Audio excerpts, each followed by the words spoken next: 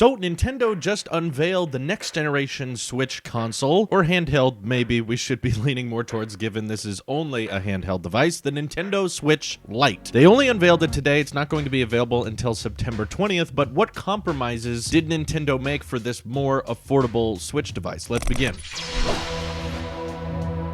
So let's start with the good news, because clearly a lot of people enjoy their Nintendo Switch. Maybe there's some of you who have not purchased one yet and you're thinking about it. Perhaps the Switch Lite could be better for you, because what they're essentially trying to do is the iPhone XR of Switch devices. Compromise in areas where they think most people won't notice too much of an impact so that you can lower the overall price. However, I think compared to like an iPhone XR versus a XS, the Switch Lite is a drastically different device than the regular Nintendo Switch. Do they have a lot of similarities? Can they play a lot of the same games? Yes, of course, but fundamentally there are some major changes made with the Switch Lite. But anyway, let's start out with the good. The Switch Lite starts at $200, which is a full $100 cheaper than the already existing Nintendo Switch, which despite being around for over 2 years, still brand new for most places, costs $300. While $100 may not seem like a lot when you're talking about a $300 product, that's a whole 30% price decrease, which is kind of drastic and gives you more room for buying games or accessories, and Nintendo will have a huge number of accessories that you can buy with this, I'm sure, and giving you that extra $100 may be very tempting for other people. The other good news about the Switch Lite are some of the things they didn't change from the original Switch. So for one, the CPU is just the same as the Switch that's been out for several years, as is the SoC, so you should expect no difference there in performance in regards to how the games play, how they perform. It's going to be just as good as the regular Switch. You also have the same amount of RAM and internal storage, 4 gigs of RAM and 32 gigs of internal storage, plus both allow for microSD card expansion, which is good, especially when you're shipping a gaming device that only has 32 gigs of internal storage. Yeah, the expandable stuff is kind of necessary. Both have the same Wi-Fi support, the display resolution. They're each 720p, however, the pixel density is of course higher on the Switch Lite because it is a little bit smaller. So the Nintendo Switch Lite has a 5.5-inch display compared to the Switch's 6.2-inch display, which, to give you a size reference, is about the size of an iPhone 8 Plus. So the Switch Lite is going to be a significantly smaller, more compact handheld gaming device. Now let's get into some of the compromises they had to make. What things are you not going to be getting onto the Switch Lite that people are used to having on their regular Nintendo Switch? Well, for one, the Joy-Cons are not removable. This could be one of the most noticeable differences for a lot of people. You're not going to be able to play games where you take the Joy-Cons off from the side and prop up your Switch and play with a friend locally. You can pair a Joy-Con to the Nintendo Switch Lite, but of course that's not included with the product. And even though you can do that, it's probably going to be a little bit difficult because the Switch Lite does not have a kickstand on the back like the regular Switch does, which allows the display to be propped upright so that you can mount it and sit back and play it from a distance. No, this thing you're definitely going to have to hold it or prop it up against something if you want to end up playing with it. It also doesn't have the IR sensors that the regular Switch has for motion controls, so honestly there's not a lot of Switch games that take advantage of that anyway. And you also don't have that HD rumble that people appreciated about the original Switch that allowed for very immersive haptic feedback. The haptics are probably going to be a little bit worse in the Switch Lite, maybe not as intuitive or maybe not as clicky or tactile as we're used to feeling with our Switch devices. And one of the most substantial differences with the Switch Lite compared to the regular Switch is there's no way to output video. There's no dock. You cannot dock the Switch Lite into that same Switch dock like we had before that is able to upscale the resolution a little bit and you can play on a television with a Pro controller. That's not an option here. It is a handheld-only device. So the funny thing about the Switch Lite is probably the name itself, given they call it the Switch, even though it doesn't really switch. It doesn't go from being a docked console that you can play on a TV to being able to remove it from the TV and take it with you on the go. This one is strictly on the go, just for handheld use. Those Joy-Cons don't come off. You can't dock it to a TV, which means that, of course, the only way to play with this thing is at 720p on that standard 5.5-inch display, the size of an iPhone 8 Plus screen. There's no way to plug it into a TV as far as we know. There's some people speculating whether or not this is a software lock because the Switch Lite does charge via USB-C, just like the regular Nintendo Switch does, and we all know USB-C can support video output, so some of us are confused as to why, even though it has a USB-C port and it has the same CPU and GPU and SoC that we have in the regular Switch, why can it not output video through that port? We're not really sure about that. It could be a software lock and they just want you to use it in mobile, so they're not gonna give you the option to output video. That's considered a regular Switch feature. Though overall, I do think this is a good move for Nintendo. Nintendo. I've talked to a lot of people who own the Nintendo Switch, and a lot of them admit that they almost never dock it to the TV anyway, and oftentimes they're just playing it on the go or on the couch, and they prefer using it in mobile mode, so making a lighter, more cheaper, affordable version of the Switch that only works in handheld mode, is it good for a flagship console? No, but there's definitely a demographic for it. It makes sense that this is not the only Switch available. In fact, the good news about the Switch Lite is it doesn't really make the pre-existing Nintendo Switches useless. They still have a purpose in the market. My good friend Wyatt, who we do game time with, he's kind of in the market because he wants to play Breath of the Wild. He's really looking to buy a Nintendo Switch soon, and once this came out, I texted him about it. I was like, hey, did you see the Switch Lite? Are you interested in buying that? And he said no, because the screen size of the regular Switch is already too small for him, and he's probably going to strictly play it in docked mode connected to a TV, and there's likely a lot of more people like that. I'm not saying they're the majority. There's definitely people who only play it in mobile mode, so having a version of the Switch that is more affordable and more obtainable for Nintendo fans so that they don't have to spend as much money to have access to all the games that are designed for the Switch, as there are a lot these days, I think is a great move, and it'll probably sell very well for the holiday season, particularly with that very affordable price point at $200, granting you access to all those exclusive Nintendo titles. It's gonna sell well. I think it'll do pretty good. I don't think it'll do as well as the original Nintendo Switch, or as well as what a lot of people were hoping for, which is a pro version of the Switch. Personally, this is what I would rather see, because I'm not a huge fan of Nintendo. I'm not a huge fan of all their exclusives. I've tried them before. I've played them. They're just really not for me, and I know I'm alone there. I know that most people enjoy Nintendo games. It's just not really my kind of thing. But what I'm more interested in is higher-end hardware that can perform games very well, even on the go, especially when it's a dedicated gaming device. And I have things like my iPhone these days that can run Fortnite and Minecraft at very good resolutions and frame rates. Or if I'm on the go, I'd be playing games on my iPad Pro anyway. I get it. Way more expensive, sure, but I'm always impressed at the gaming performance of devices that are so thin and light. And if you take away the exclusive games that the Switch and the Switch Lite have to offer, as a piece of hardware, it's not particularly amazing. The CPU and the GPU is average. The display quality is average. The resolution and frame rate you get from these games are average. I've used a Switch in the past. The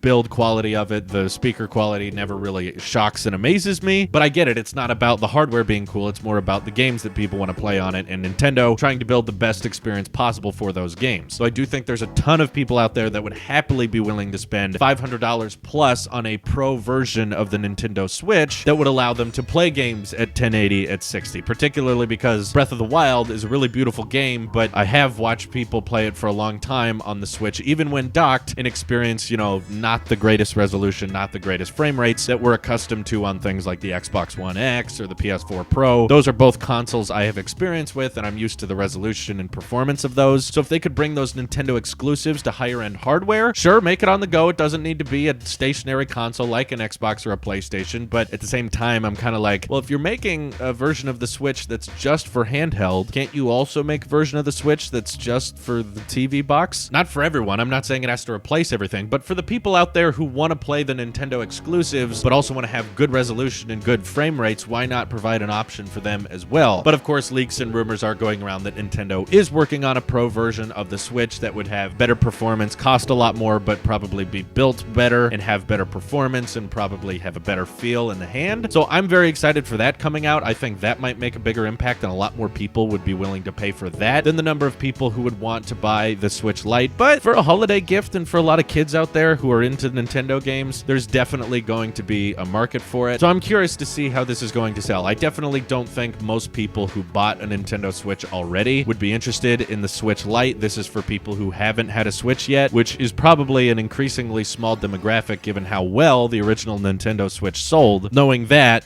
is there a huge demographic of people that still want a Nintendo Switch and are willing to settle with the compromises that the Switch Lite offers? But part of me still wonders, like, if they haven't bought a Switch yet and it's been available for over 2 years now, why haven't they got one? Is it really because they can't afford it, or is it because there's something fundamentally wrong with the original Switch that they're not terribly interested in? Maybe they're just really into Breath of the Wild, but they're not willing to spend $300 on it just for that game and a few other exclusives that Nintendo offers. So overall, I think the Switch Lite is good, but I think the Pro Switch that's coming later is probably going to be more interesting and exciting and probably get a lot more people out buying new Switches. With the Pro version of the Switch, I could imagine people who already have a Switch upgrading because they want the better performance or the better build quality. With the Switch Lite that's been unveiled, I don't think a lot of people who already have a Switch are going to be interested in it, but more so just good for Christmas gifts for people who don't already have a Switch. Let me know what you guys think of the Nintendo Switch Lite by hitting me up over on Twitter or joining our Discord. And thank you guys for watching. I hope you have an excellent day.